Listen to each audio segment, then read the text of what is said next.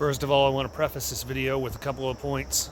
This is how I set up my sites. This is how I set up my trapping sites, primarily my dummy sets. This is what I look for. It works for me.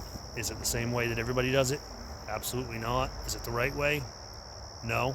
It works for me. It's how I like doing it. It's what I look for. Second, the spray stuff that I use is made by SP Rankin Baits and Lures. I'll have a picture in the video. Get a hold of Steve Rankin and get yourself some. The biggest point I want to make in this is the sites that I'm going to show that I've cut down trees on are on either my land, or land we own, or land I have specifically asked permission to cut trees on and have that permission. If you're running off public land, you obviously can't cut trees, so never assume that when you get permission from somebody that, you know, it's okay to cut shooting lanes or whatever, because a lot of people don't understand when they give you permission to hunt their land that you're going to put a stand up and then you need to think about your shooting lanes and whatnot. So always make sure you specifically get that permission to alter the spot where you're going to hunt. Landowner relations are critical in this sport. It goes a lot smoother for you and the landowner when they don't show up on your site and see that you've cut down a bunch of small trees and shrubs and stuff when they didn't know that that's what you were going to do. So we just set up a new dummy pipe on a very active bait. Most everything here is gone nocturnal, so it's probably going to end up being a trapping site. But get your pipe down as deep as you need to. That's about 18 inches, and that pipe's actually a little bit longer than the select catch pipe that I'm going to put in its place. But you get it all dug down, make sure your cable is going to be right to the edge of the ground, and you can set all your, whether you use a critter dun or the new select catch or what have you, that'll give you plenty of time.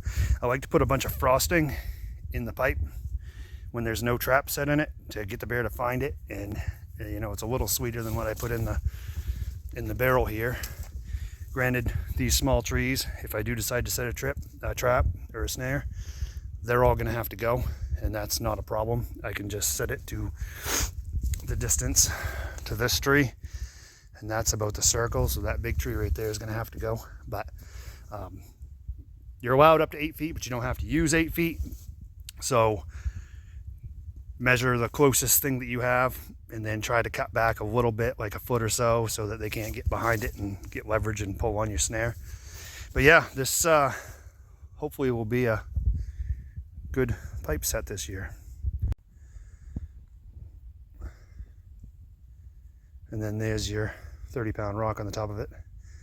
I'll probably have to find a bigger rock because that's pretty close to 30, but I don't think it is. So I'll bring in a better rock when I come in. But I leave a little air gap because you're just pipe training right now, so you don't have to abide by all the guidelines to a T.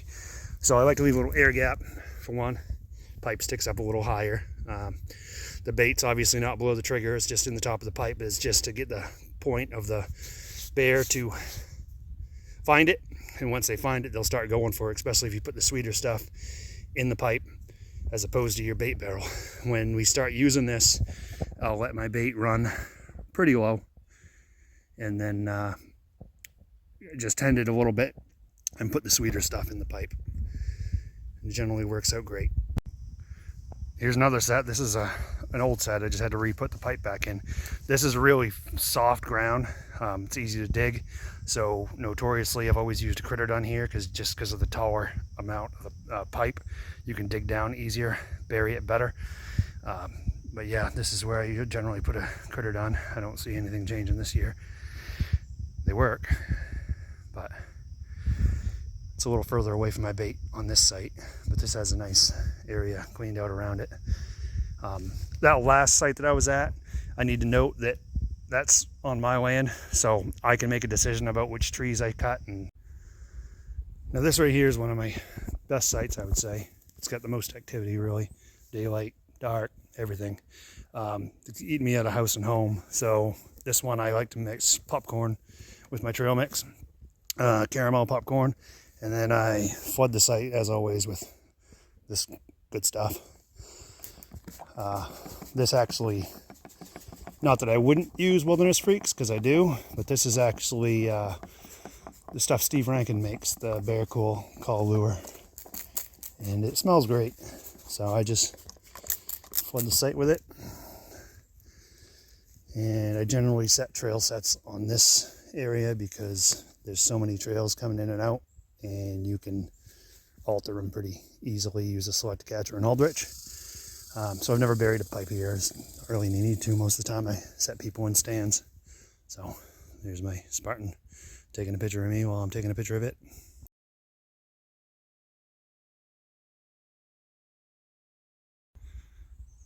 So this right here is another site that's on land that we own. So we have more options of what we can do. The first year we used this, years ago, we cut a bunch of small trees around, and then now we've just kept throwing more small trees around this big tree where the bait pile is, and we keep them there until we get ready to do a trail set, and then we wean away rather than add something to the site. It's paid off real good over the years. You can set a trail set on either trail coming in. There's one coming in through here. Obviously you don't want to set anything in there, but on this side of the tree you can move that stuff if the bear's hugging the tree on one side. The biggest bear we've ever taken off this was taken right next to that tree right there, anchored to that tree with a leash about 6 feet long, so it couldn't touch the other tree, can't touch this, can't touch that. It paid off really well. But we also keep a pipe set here. Let me get up over the hill.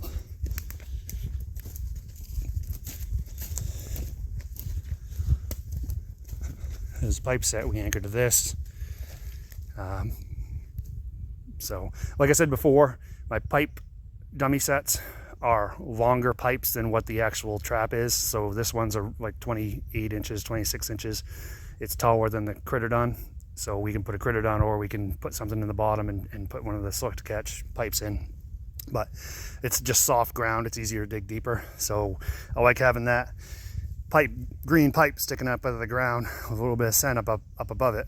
So the bear sees that green and then goes and looks for what smells good inside of it. When you set a Critterdon in there, it's actually lower into the ground, and it puts the snare exactly where it needs to be legally. And then after you've got the bear looking for that sweet stuff in that pipe, then it's going to go for it automatically. I got the real sweet stuff in that pipe like always, and then regular bait in the tree. And like I said, if we decide to do a trail set here, we'll thin this out so that there's less chance of entanglement. But right now, get them walking in a specific path, setting their feet in specific spots, and then it's a lot easier to tie them in when you get ready to trap. This is a site that generally we're gonna use for the youth hunts because it's easily accessed. You can walk in here from the road, drive a vehicle in pretty close if needed, and I can set multiple sets here. Like this year's youth hunters that were selected for the giveaway are 3 siblings, so we can spread some traps out here pretty easily and increase their chances on a short period of time to connect. We're going to see how it goes this year, but hopefully they have good luck.